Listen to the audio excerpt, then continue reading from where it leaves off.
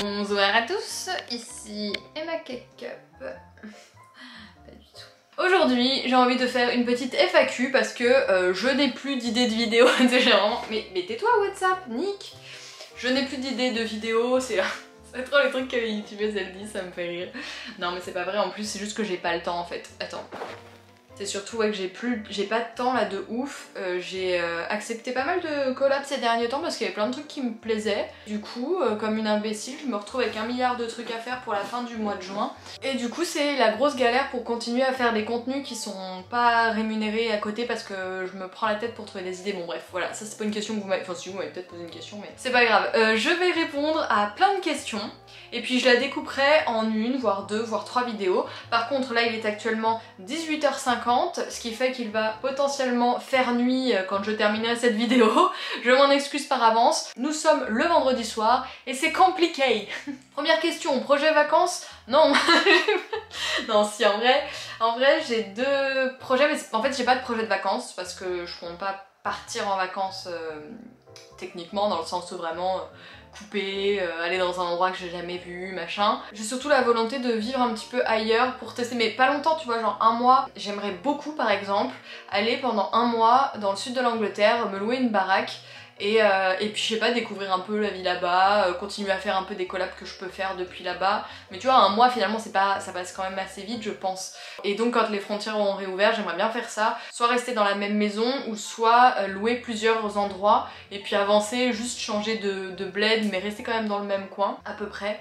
Mais j'ai pas trop de plans en fait pour le moment, donc j'ai tapé un peu, je sais pas, je veux pas être dans une maison d'hôte, je pense pas, mais j'ai tapé un petit peu, tu sais, louer des maisons un petit peu typiques, dans, je sais pas, des cottages, des trucs comme ça. Alors ce qu'il y a c'est que quand c'est des grandes maisons ça devient assez cher, je sais pas sur quoi regarder, j'ai vite fait regarder mais j'ai pas trop trouvé, donc si jamais vous avez des tips, des astuces, des adresses, des bons tuyaux, je suis preneuse. Sinon mes parents ont un appartement à Arcachon et j'hésitais aussi à y aller pendant un temps pour couper un petit peu du rythme et puis voilà, être un peu seule avec moi-même, me recentrer, tout ça. Juste te dire, je vais faire dans l'ordre, il n'y aura aucune logique. Juste pour te dire que je trouve que tu es génial et que tu dois arrêter de douter de toi. Ah oui, j'ai lu les questions quand je les ai reçues du coup, et il y a pas mal de fois ce truc qui revient, donc je vais l'aborder tout de suite même si c'est pas une question. Moi je trouve ça hyper sain de douter, je sais que j'ai... Enfin... Mes amis, notamment Colline, sont très dans le s'aimer, aimer vivre avec soi-même, aimer sa personne et sont très dans justement à me motiver, à me dire des choses gentilles, etc.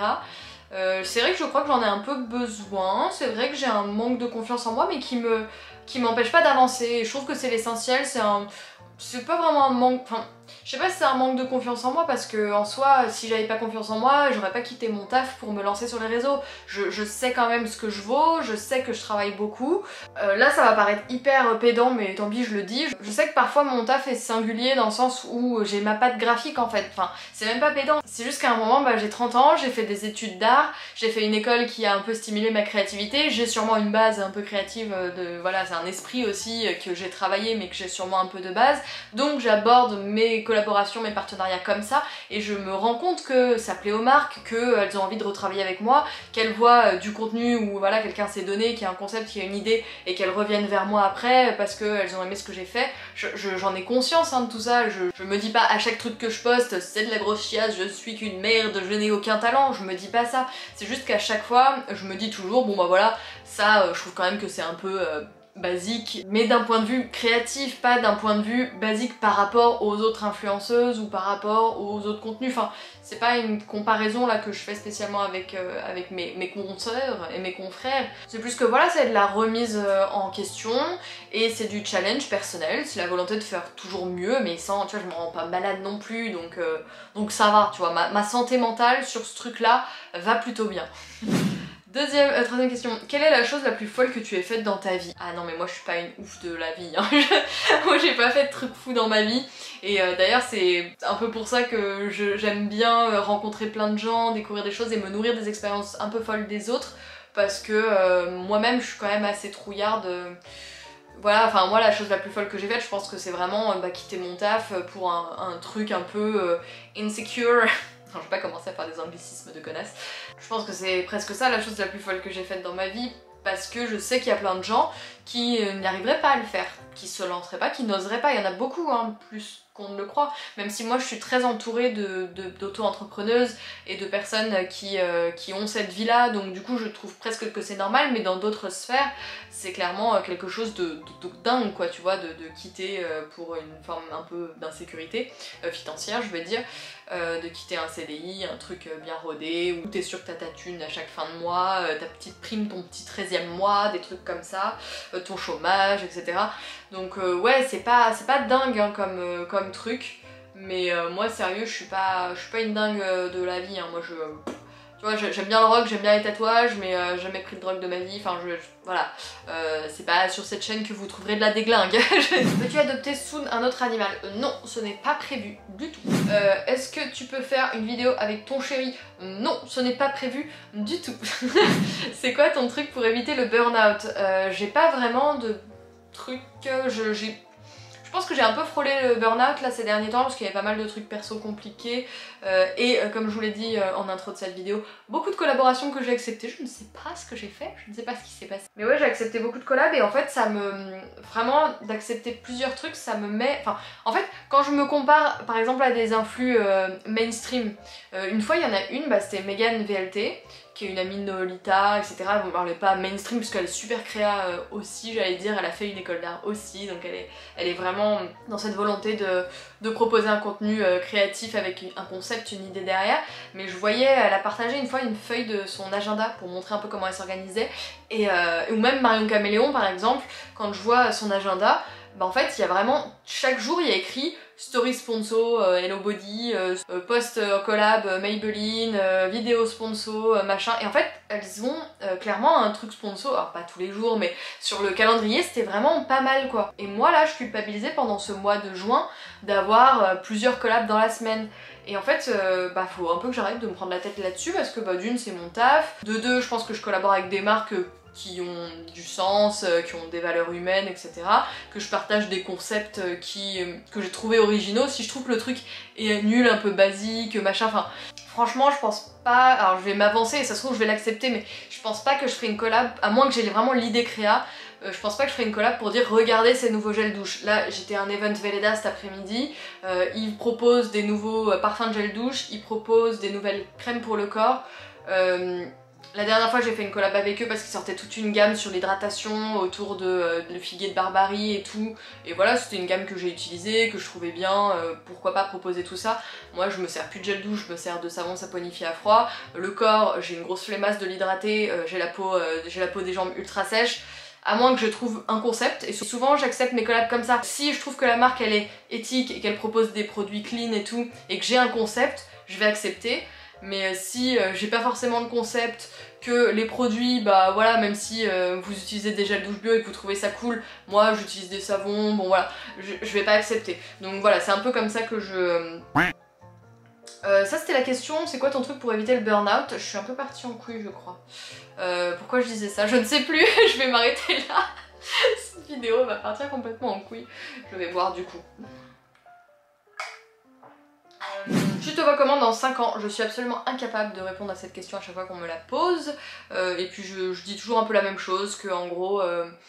je me vois pas faire complètement autre chose en fait. J'ai envie d'être dans la création, j'ai envie de trouver des concepts. Après, est-ce que si les créations elles sont pas par exemple pour ma chaîne, mais elles sont... Enfin imagine je peux bosser genre en agence de pub, enfin pas de pub mais potentiellement être, je sais pas, community manager et trouver des axes de com pour des marques et tout, ou trouver des idées de communication et après dire bon bah voilà vous pourriez faire cette communication avec telle influenceuse. Mais en fait c'est cette partie créa du métier me plaît, mais je suis tellement une grosse merde en organisation que je suis pas sûre de pouvoir gérer des OP, des campagnes, des trucs comme ça. Enfin moi je peux que m'auto-gérer en fait, mes skills c'est juste avoir des idées et les mettre en place. Après je sais pas si je pourrais avoir des idées, les mettre en place pour une plus grosse structure ou je sais pas. Enfin franchement ouais je sais pas.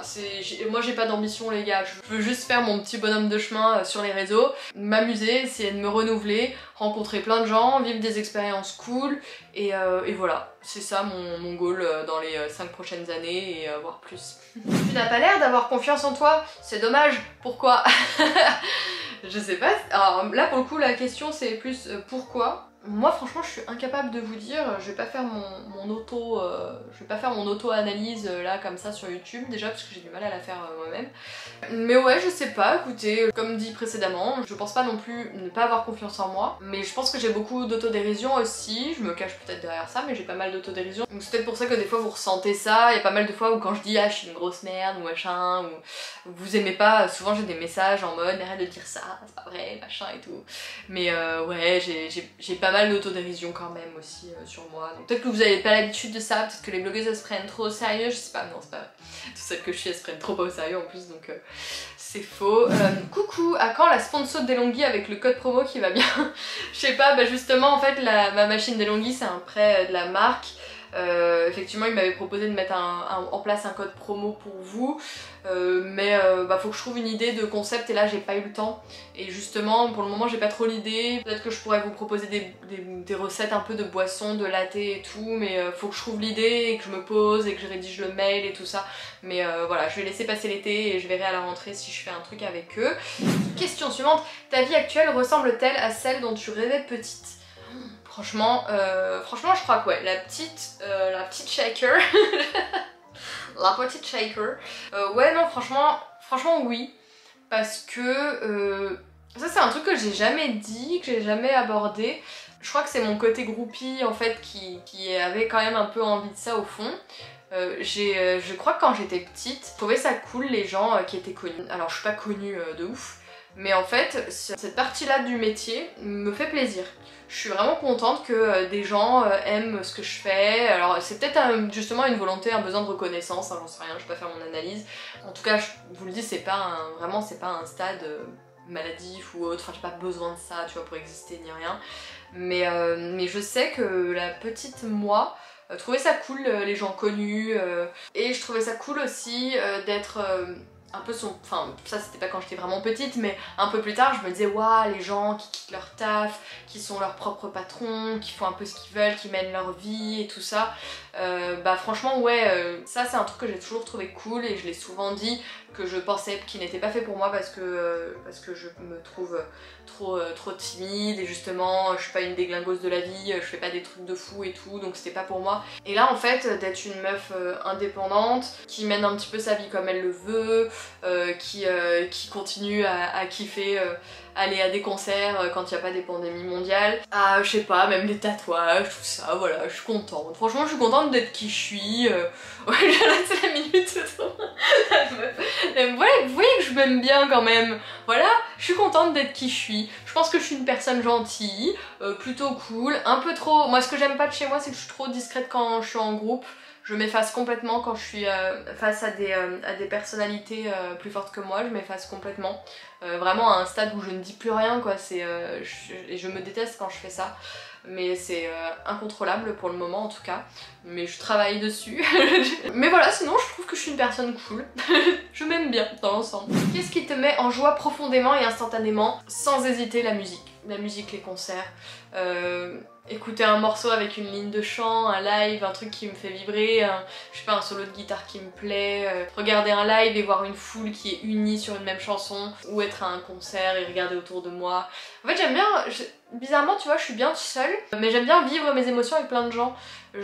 Souvent au cinéma, là ça fait longtemps que je l'ai pas fait, enfin je suis retournée au cinéma depuis le Covid et tout, mais il fut un temps, j'aimais beaucoup une fois que le film se terminait me retourner et regarder la tête des gens.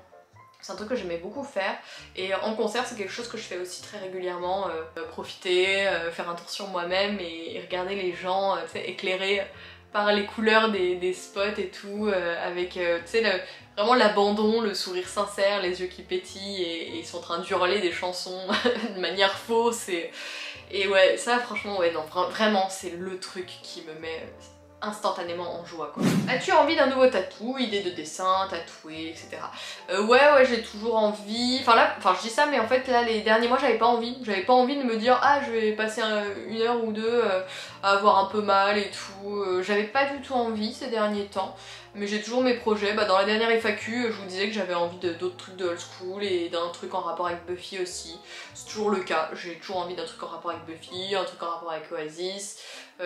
J'avais même envie d'un truc par rapport à Youngblood, tu vois, genre je l'écoute depuis 3 mois, mais enfin, c'est pas un peu plus, mais ouais, j'avais envie parce que il représente tellement tout ce que j'aime dans les valeurs que ouais, je sais que je regretterai pas un truc autour de ses paroles, de sa musique et tout. Mais je veux pas des trucs de groupie, j'en ai pas du tout jusqu'à maintenant. Donc c'est pour ça que je ne saute pas le pas et je réfléchis longuement. Mais oui, toujours des envies. Mais j'aimerais bien, ça me saoule en fait de là, tu vois. En fait là j'ai quand même des trucs et là quand on me voit là, c'est comme si j'avais rien. J'aimerais bien habiller quand même l'autre côté ou faire un truc en haut, voilà. Ce bras là il a que dalle en fait et j'aimerais bien m'occuper un petit peu de lui quoi. Comment tu fais pour être si créative? Tu l'as toujours été ou c'est de l'entraînement? Je sais pas répondre à cette question. Franchement, mes idées, je les ai en regardant autour de moi en fait. J'aime bien accumuler des objets, des trucs bizarres et j'en ai pas tant que ça non plus. Mais là, j'ai tourné un reel il y a 2 jours où en gros, c'est un peu un truc que j'ai déjà fait, c'est un peu du recyclage d'idées pour le coup. C'est pour les écouteurs Sennheiser, je double tape et je switch de t-shirt. Et en fait, à la fin, j'ai un t-shirt Star Wars et je me retrouve avec un casque de Boba Fett. Et je suis paniquée, genre parce que les écouteurs ils m'ont trop mis en immersion à tel point que voilà, il y a des objets du film qui sont apparus sur moi, autour de moi. Bon voilà, c'est un peu ça. Et en fait, j'ai juste eu l'idée en voyant le casque, en me disant ah ouais tiens, si je rajoutais le t-shirt Star Wars et si quand je double tape, en fait sur le casque t'as le viseur de Boba Fett qui tombe quand tu appuies. Donc je me disais ah ouais grave, si je fais le mouvement du double tape, je peux faire le mouvement du tape sur le casque et il y a le... J'ai une dalle monstrueuse, il est 19h? Ah non, il est 20h. Ah ouais, c'était un screenshot. N'importe quoi, en fait il est 20h, ok, n'importe quoi. Putain, je vais avoir la dalle. Ouais, et du coup il y avait le double tap pour faire descendre le viseur de Boba Fett, donc je me suis dit ah je peux trop faire une transition à la TikTok et enchaîner, mais souvent j'ai mes idées comme ça en fait, enfin il y a un truc qui me fait penser à un autre truc et je rebondis et machin, je brainstorm un peu avec moi-même. Mais franchement je suis incapable. Je vous ai fait une vidéo sur la créativité, c'est une vidéo où je trouve l'idée. C'est une vidéo sur mon cheminement, comment je fais du brief. Là il n'y avait pas de brief pour Sennheiser par exemple, mais du brief à l'idée ou de l'idée que j'ai et comment elle évolue. Et à chaque fois c'est comme ça, c'est de la dernière minute, c'est je regarde autour de moi, c'est ah ouais tiens ce truc là il me fait penser à ça, est-ce que je peux trouver une idée sur ça? Ça se passe toujours comme ça et très souvent c'est fait un peu à l'arrache. Et puis je trouve aussi des trucs au moment où je le fais, ça m'arrive très souvent. J'ai grossièrement l'idée mais j'ai pas le twist ou vraiment le truc qui fait que ça va être un peu mieux, un peu efficace. Et je me dis bon bah du coup vas-y lance-toi, fais-le, t'auras l'idée. Je me lance, je fais et là j'ai l'autre idée qui fait que le résultat est quand même un peu mieux que ce que j'avais pensé initialement. Donc voilà, je sais pas si la réponse est très satisfaisante mais c'est tout ce que je peux vous dire. Ah et si je l'ai toujours été, si c'est de l'entraînement, j'ai toujours aimé faire les trucs de mes mains, ouais j'ai toujours... aussi bien jouer un peu de guitare ou je faisais un peu des trucs de déco dans ma chambre, je faisais des tableaux, enfin c'était pas des... moi je sais pas dessiner donc je faisais des collages, je reproduisais, je décalquais des trucs, je bidouillais, je faisais pas mal de desserts aussi, de la cuisine, des gâteaux, enfin je m'ennuyais très rarement. Ça m'est arrivé, mais j'étais une enfant, je pense, où ça m'arrivait assez rarement de me dire bah là j'ai rien à faire, je sais pas quoi faire. J'étais toujours dans ma chambre à bidouiller des trucs, à tester de la couture, tester des machins, même si ça donnait rien, enfin je faisais quelque chose quoi. As-tu une enfance très artistique, des parents artistes pour être si créatifs décidément? Non, enfin oui et non. C'est vrai que mon père a une formation d'architecte et il a fait ça au début de sa vie mais il a très vite arrêté parce qu'il voulait pas de patron et du coup voilà il a ouvert un commerce qui n'avait rien à voir, qui n'était pas du tout créatif. Mais mon père savait très bien dessiner, je pense qu'il a quand même une base un peu arty quand même, il aime beaucoup le jazz etc, donc bon voilà la musique et tout ça, même si bon je trouve pas qu'il me l'ait beaucoup transmis non plus, c'est pas quelque chose qu'on a fait ensemble ou autre, donc voilà à moins que ce soit dans mes gènes, j'ai pas été non plus vraiment bercée par ça, enfin dans cet univers. Par contre ma mère aime beaucoup quand même l'art au sens large, après c'est pas, j'ai pas non plus été éduquée dans un truc hyper arty, mais je me souviens qu'elle m'achetait des petits bouquins sur Matisse, elle a quand même voulu m'initier à l'art. Je me souviens que très jeune, j'ai été voir, j'avais re-regardé la date de l'expo, je crois que c'était en 99, donc j'avais quand même à peine 10 ans, je crois que c'était ça, ou 9 ans. Mes parents m'avaient emmené voir une expo d'Armand. l'artiste qui fait des accumulations et parfois des compressions aussi, enfin c'est un contemporain de César. Et ouais, j'avais beaucoup aimé, enfin ça m'avait marqué. Donc voilà, je sais que ma mère a essayé de m'initier, de me faire découvrir des petits... des artistes un peu connus comme ça, mais j'ai pas baigné dans un univers d'artistes, j'ai pas des parents graphistes ou artistes peintres, enfin voilà. Mais ils étaient ouverts à tout ça. Là j'ai filmé pendant 55 minutes, donc je vais couper cette vidéo en deux. Là vous avez regardé la première partie et je pense que la semaine prochaine vous aurez la suite, même si j'ai encore plein d'autres questions auxquelles je dois répondre. J'espère que cette vidéo vous aura plu. Je vous embrasse et je vous fais plein de bisous. Je vous dis à dimanche prochain pour la suite. Salut! Slide with me if you feel like 550 on the 5 sticky, come get high with me, that's a deal, right? Ride with me if you ride with me, you can slide with me if you feel like 550 on the 5 sticky, come get high with me, that's a deal, right? That's a deal, right? That's a bet, right? That's a bet, right? That's a deal, right? That's a deal, right? That's a bet, right? That's a deal, right? That's a deal, right? That's a bet, right? That's a deal, right? That's a